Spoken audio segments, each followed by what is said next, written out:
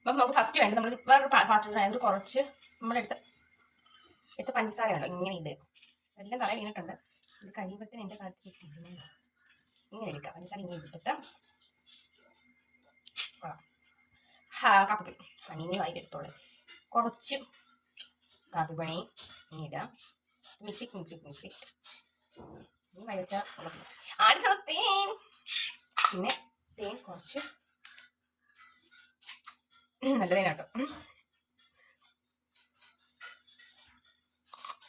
കുറച്ച് തേൻ എടുക്കാം, മിക്സ് ആക്കാം. എന്നിട്ട്